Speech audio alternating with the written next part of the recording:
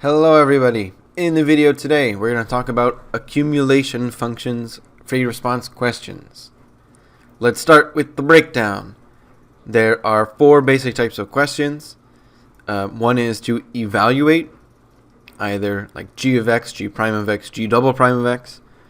And then the other ones are applying the first derivative. This means talking about increasing, decreasing, or relative min and max.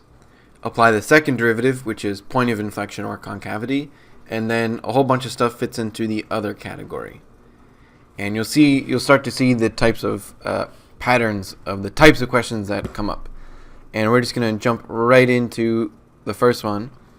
But the big idea here is that if g of x is equal to the integral from a to x of f of t, which is called an accumulation function because it's a function that's the integral of another, that's called an accumulation function, then the derivative, by fundamental theorem of calculus, would be f of x. We just plug in the x here. Okay, let's take a look at this. This is usually what the graphs look like, a piecewise function with a bunch of linear segments. So the graph of the function f, consisting of three line segments, is given above, or to the right. Let g of x equal the integral from 1 to x of f of t dt. And you see, part A, compute g of 4 and g of negative 2. It's the evaluate that we were talking about. Plug in 4 and plug in negative 2. So when we evaluated at 4, we're substituting 4 wherever we see x. We get the integral from 1 to 4 of f of t. And they give us the graph of f of t. So that's the area under the curve from 1 to 4. We're going to divide the region into simple shapes and compute the area of each region and add them up. So here's my region from 1 to 4. Then I'm splitting it up into a bunch of easier shapes. We get a triangle. If we find the area of the triangle, we'll get 3 halves, plus 1 half, and then since it's below the x-axis, minus 1 half. And if we add all that together, we'll get 5 halves. Again, those two cancel out. What about g of negative 2? It's the same idea, but we have this little extra step. Notice that the negative number is on top, and that doesn't really make sense. The smaller number should always be on bottom. So when we switch them, we're just going to multiply by negative 1. So the integral from 1 to negative 2 is equal to the integral from negative 2 to 1, but we multiply by that negative on the outside. Then, just like before, we have this simple region from negative 2 to 1 is a triangle. So it's 1 half base times height. The base is 1, 2, 3. The base is 3. The height is 4. 3 times 4 divided by 2. We'll get negative 6. And how many points do we get for this? We get 1 for g of 4 and 1 for g of negative 2. It's 2 points, not bad. Alright, moving right along. Find the instantaneous rate of change of g with respect to x at x equals 1. Well, we know instantaneous rate of change means the derivative, g prime of x, and we are going to apply fundamental theorem of calculus. So the derivative and the antiderivative will cancel out, and we'll just get g prime of x is equal to f of x. Alright, cool beans. And we want to plug in 1, so g prime of 1 is the same as f of 1, and if we look at our function, the graph, the output at x equals 1, or t equals 1, is 4. And we get 1 point for the answer. This one's pretty quick. Part C, find the absolute minimum value of g on the closed interval negative 2 to 4 and justify your answer. The absolute minimum and maximum usually take the longest for these problems. And anytime we're checking for absolute min, we check the critical points and the endpoints. So we know typically with relative min and max, we take the derivative, set equal to 0. The derivative, again, is f of x. So we're looking where f of x equals 0. Well, that's at x equals negative 2, x equals 3, and then we use the endpoint 4 as well. So those are the 2 points where the function f of x is equal to 0, and then the endpoint. So we'll write our number line with negative 2, 3, and 4. Then we'll look at the function. Between negative 2 and 3, it's positive. Between 3 and 4, it is negative. Then we'll show the increasing and the decreasing part. And remember, we want a minimum, not a maximum. So that means let me just read the whole thing. G is increasing from -2 to 3. We got that part. And decreasing on 3 to 4. We got that. Therefore, G has absolute minimum at an endpoint of -2 or 4. If we only have a relative maximum on the interval, it means one of the endpoints has to be where the minimum value occurs. So we have to test G of -2 and G of 4. But we already did that in part A. We got G of -2 is -6 and G of 4 is 5/2. We want the smaller value. So the absolute minimum value is -6. And remember, when they're asking for the minimum value, we need to plug in the number. We don't just want to say it happens at -2. We need to say what the value is, and that's -6. We get 3 points for this one. 1 for the interior analysis of finding the 3 and the plus and minus. 1 for the endpoint analysis of -2 and 4, and 1 for the answer. Part D. The second derivative of G is not defined at x equals 1 and x equals 2. And let's see why. If we look at x equals 1 and x equals 2, they're pointy parts. And we know pointy parts are non-differentiable, which means the second derivative wouldn't exist. Okay, how many of these values are x coordinates of points of inflection of the graph of G? Justify your answer. Well, G prime of x is equal to f of x. And we know that if we're talking about points of inflection, we want the second derivative. So let's take the derivative of both sides.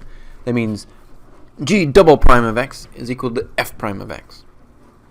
And f prime of x for the graph means slope of the tangent lines. So at x equals 1, that's the first point they give us, the slopes of the tangent lines change from positive to negative. From positive to negative. And if it changes from positive to negative or negative to positive, it means it's a point of inflection. At x equals 2, however, it's negative. The slopes of the tangent lines are negative, and they stay negative. They're only negative. So they don't change, means there's not a point of inflection. And so we can summarize this as saying there's only one point of inflection at x equals 1. And then say on the interval -2 to 1, it's positive. When I say it, I mean G double prime of x. Then on 1 to 2, it's negative, so it changes. And then on 2 to 4, it's also negative, so it doesn't change. Alright. We get 3 points for this one. We get 1 point if we say only at x equals 1.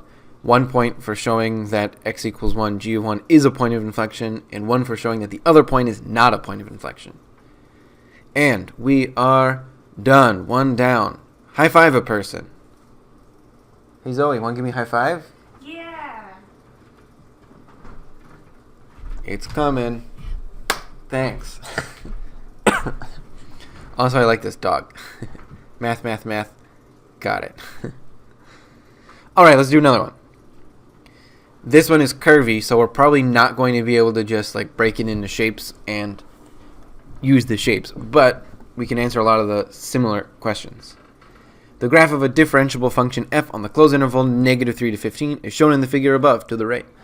The graph of f has a horizontal tangent line at x equals 6. Let g of x equal blah blah blah for -3 to 15. Alright. The first one is find g of 6, g prime of 6, and g double prime of 6. Let's start with g of 6. It's just evaluating, so we plug in 6 wherever we see x. From 6 to 6. Okay, so this is a weird thing. The integral from 6 to 6. That's the area under the curve of this, which is nothing.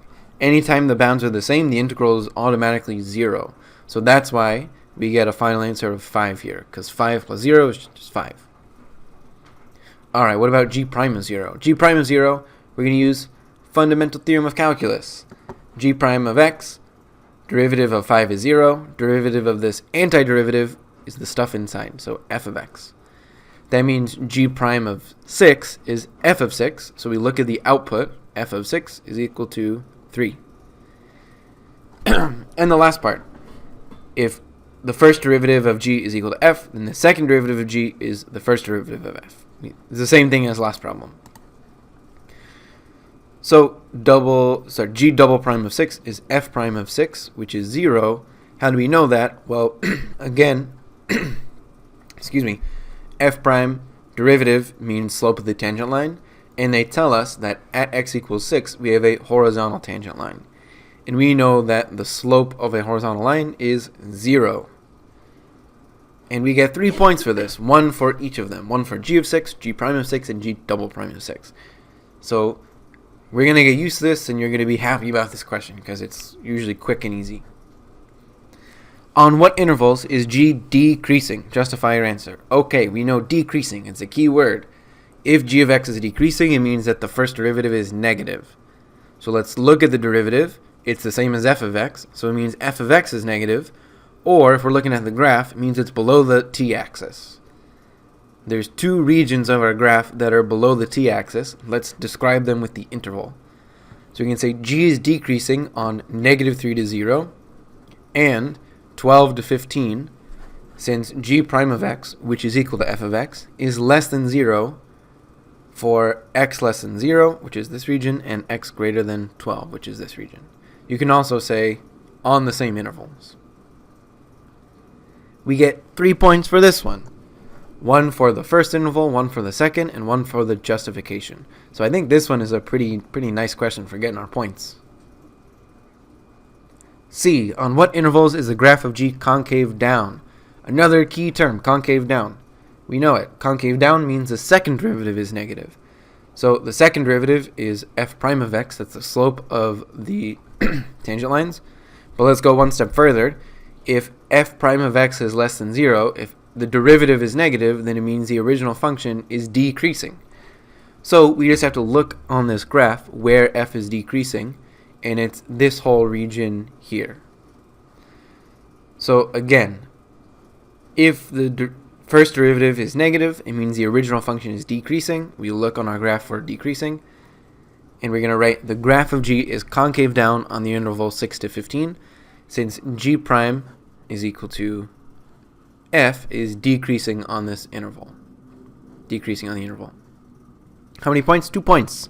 One for the interval, one for the justification. And last but not least, D. We only get 1 point for this. I want to emphasize that. Only 1 point for this trapezoid rule. And it's going to take a little bit of work to get it done.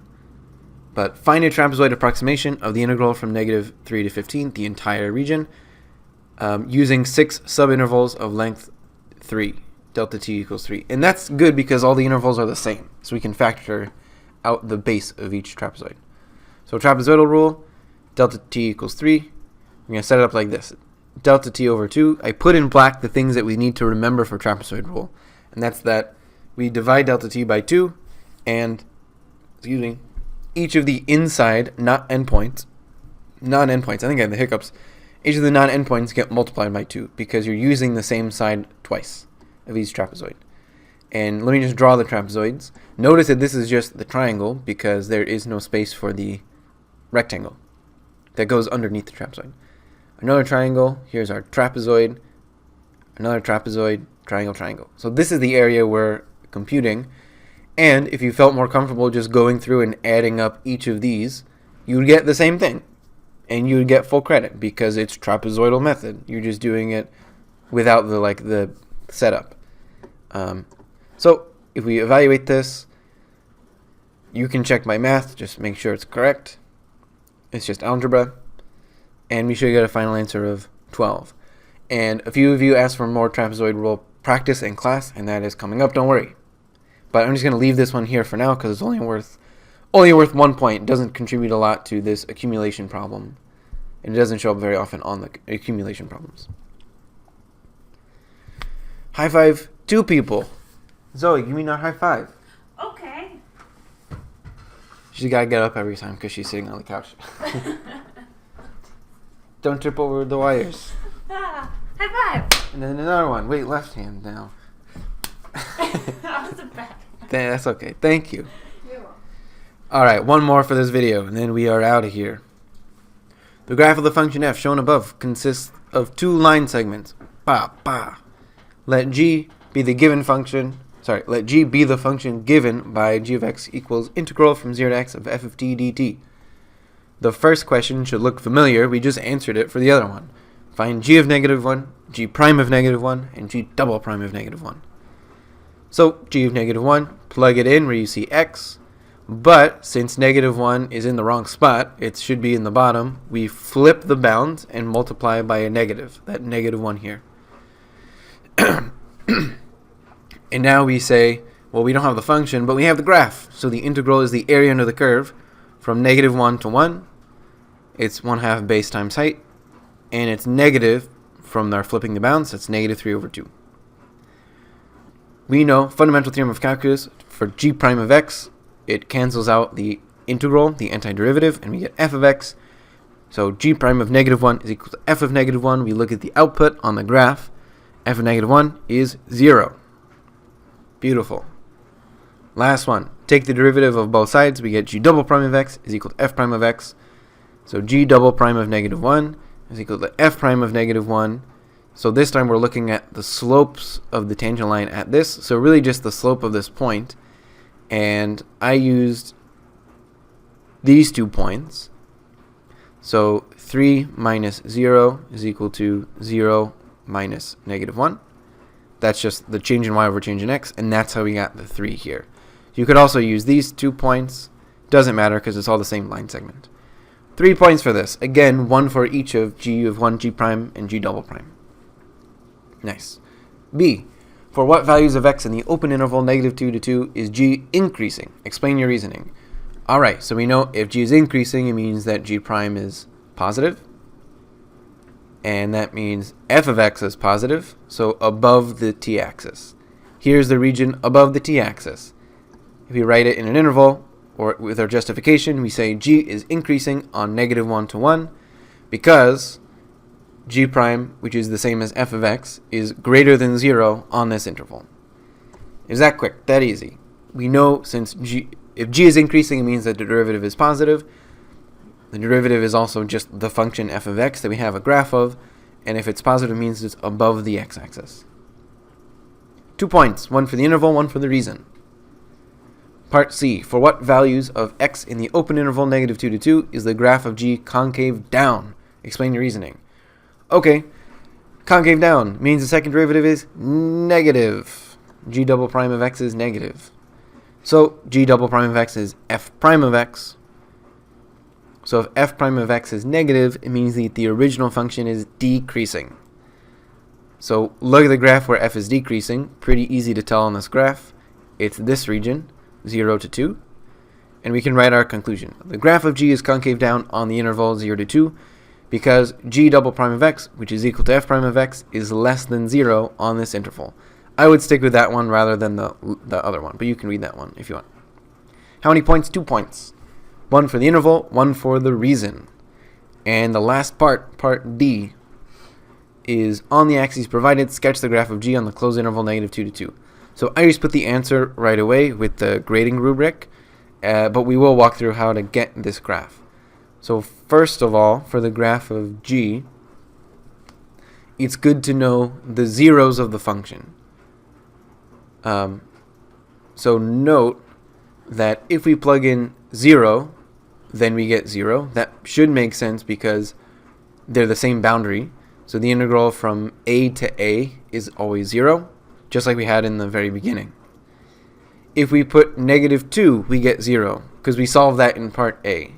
And if we put g of 2, we get 0 because it'll be this area and these 2 regions will cancel out.